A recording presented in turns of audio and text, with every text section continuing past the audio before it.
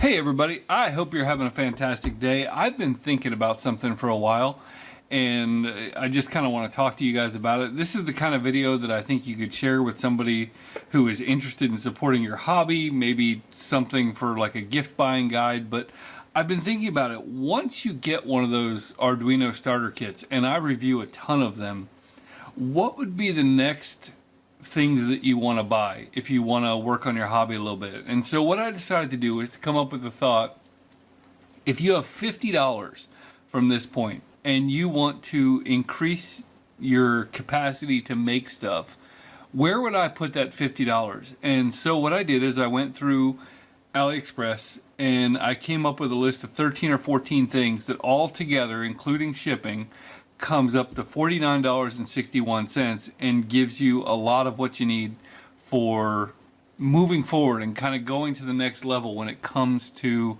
Arduino stuff. So the first thing I have is every starter kit pretty much comes with an Uno. There's a few exceptions that'll come with something else, but for the most part they're going to come with an Uno, which is a great board. It's a fine board, but what I would recommend is spending $7.69 on a Mega. And basically, for those of you who don't know, a Mega is a bigger Uno with more memory, more pins, kind of more of everything. And so this is a little pricey at $7.69, but I think that it's a good place to start. One of the nice things, if nothing else, your code pretty much never needs to change when you're taking it from an Uno to a Mega. So you can use this, if nothing else, as a second Uno board so that when you build one project, you don't have to take the other one apart. And so I would highly recommend getting a Mega. It's my favorite of the Arduino boards, like by a long shot. The second thing I would do is I would spend another $4.79 on one of these Ethernet shields. And I really like the idea of you learning how to do Ethernet and how all that works. And so I think it's a good idea to get one of these shields. A bonus is that they also come with an SD card slot on there. So even if you're not interested in the Ethernet part of it, you can use this for like logging data.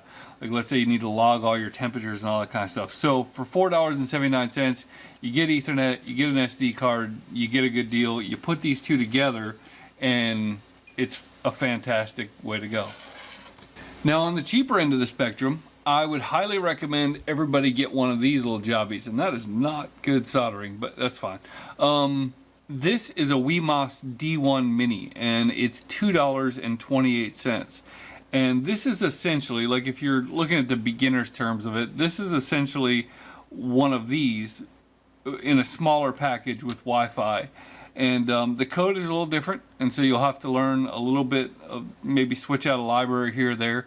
But these have been around a while, and if you want your project to be on Wi-Fi, I think that this is a great starter board for this, and it's $2.28. It also has more memory than an Uno, has more memory than a Mega, is faster, all that kind of stuff. So this is a bargain, and this is something I highly recommend every maker have at least one of them in their toolbox. Now, you wouldn't spend very much different. They have another one. This is the WeMOS D1 Mini. They also have a regular WeMOS D1 that is about the same price as the Mini and is in this kind of form factor. And so get whatever one you like. The main reason why I suggested this one is because if you want to put something in a small enclosure, you can do it with this. So, and well, there is one other reason, is it's a good thing to practice soldering on, which apparently this is one of my early ones. So, yeah. The next thing I would recommend, and I'm going to tell you not to buy the cheapest one, you can, but is an ESP32. And so an ESP32 takes basically everything about one of these and makes it better. And the one that I would recommend costs $9.91. And it is not the cheapest ESP32, but what it does have is a little OLED screen on there. And so what I like about this idea is that you get all the benefits of the ESP32, which I think this one's like maybe $6. This one has pre-soldered header pins on it. It did. But anyway, so this one is even faster than this, has more memory than this, but it also has the screen. And so the fact is, an Arduino, an ESP8266, and the ESP32 all require a little bit different code. They require you to tweak things, and so I think it's kind of nice to have all three on hand. And then again, with this one, you get the bonus of the screen. And so that's just under $10, but I think it's a sweet board with the little OLED on it, and so that's the way I would go. Now, if you don't have a soldering iron, I'm going to recommend one that costs $3.19. $3.19. Now this is not that iron, but it is very similar. And the reason why I bring this one out is because you can buy one of those $50, $60 soldering stations, even $100 soldering stations, and you're basically going to get the same soldering iron that you're going to get for $3.19. So if you're just starting out, I highly recommend you getting something along the lines of the $3 one that I'm going to put in the description. And it still uses the same tips. You can change out these little tips and all that stuff. You can get a chisel tip on there. And it's going to cost you $3. So highly recommend, if you don't have one, get one. If you want to buy one locally, that's fine. But just, you know, I'm going to recommend one that's $3 because I think that's really all you need to get started. The next thing would be some solder. I recommended one that is about $2 shipped. And so, you know, I'm going to tell you to get something that's not leaded and something that has some rosin in the core, and that will make your soldering job easier. And so you want to get some $2 solder just to get started. Last but not least in the soldering department is one of these little copper tip cleaners. Now I have sponges, and in my opinion, they're kind of a terrible way to clean your soldering iron. You know, if you wet it, it's going to cool the tip down a little bit. It just, I don't know, it doesn't do a very good job. But these little copper things do an amazing job at cleaning your tip, and so highly recommend getting something like this. And it is $1.79. It's in a little different package than this one, but $1.79 to get one of these things. Well worth it. The next thing I would recommend is a cheap multimeter. And depending on your budget, if you have the money, I mean, feel free to spend more, but I'm going to recommend one that is $6.74 from AliExpress. Or here's another pro tip. If you live in America, you can find coupons for Harbor Freight all the time. And the cool thing about it is it's with any purchase. So you can literally go in there and buy one of those little snap-off 69-cent razor blade knives, bring in the coupon and get this meter for free.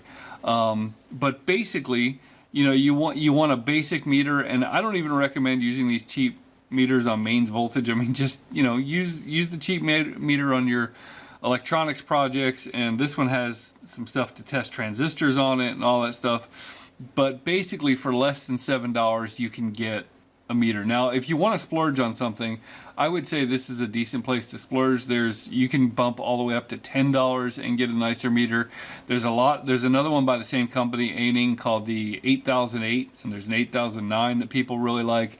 But basically, get a meter, and if you don't have a specific use, then get a cheap one.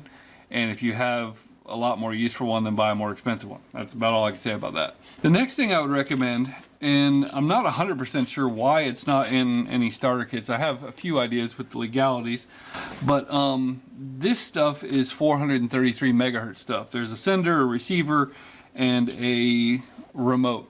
And so I would recommend you getting one. Now, in the description, I'll link to one that is 433 megahertz. Some countries use 315 megahertz instead of 433.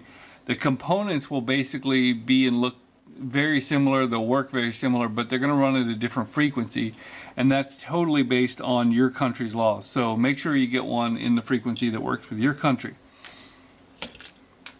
And oh yeah, I should say, these are 90 cents for the pair. So you buy a receiver, a transmitter for 90 cents, and this thing is $2.57. And you can get cheaper ones, but I like this one because this is programmable. So like you could take an existing remote you have and copy the codes off of that and then start working with it with your Arduino or whatever. So all this stuff together is like $3.47. So I think these give you some things that your other starter kits aren't going to give you. The next thing I would recommend is at least one extra breadboard. Now, for about $2 you could get this one. The one I put in the link is actually 6 mini breadboards, and I can't find one of those around my shop right now. But for the most part, when I'm hooking stuff up temporarily, I don't need a million connections on my breadboard. This one has 830. So I did recommend a kit of 6 different breadboards that are 170 points. Sorry, I should explain that. So the points are the number of holes in the breadboard, and so this is 830. And I recommended a kit that gives you 6 more breadboards with 170 points in them, and that is $1.84. And so, I mean, you're not going to go wrong with either one, but I recommend you get another breadboard or 6. The other thing I would recommend is one of these 16 LED, or really it doesn't matter which one you get, but I like these 16 LED rings. They're RGB, so they've got, you can basically make any color you want out of them. And the main reason why I say something like this is that it's cheap at $3.89, but it also allows you to learn all the details of the fast LED library and how to control these individual pixels and all that. And so I think it's a good starter package that gives you enough of an effect, but also isn't going to break the bank. The last thing I recommend are these DuPont wires, and they are so crazy cheap. For these are the 30 centimeter ones, but basically in the same price range you can get 10 centimeters, 20 centimeters, 30 centimeters, and I recommend buying the 3-pack that is, so male, male, male, female, female, female. That gives you the entire gamut for your projects. And I would say probably these are the longest ones. I would say if you had to pick one, I would go with the middle length one. But really for $6, if you wanted to splurge, if you wanted to go up to $44 or $54, you could buy 40 wires of each of the 3 kinds in each of the 3 sizes, which is just insane. And so highly recommend you get some of these. So I would love for you to comment on what I may have forgotten, what I may have steered you wrong on, and really encourage you to share this video with your friends and let me know what you think. So hey, thanks for watching.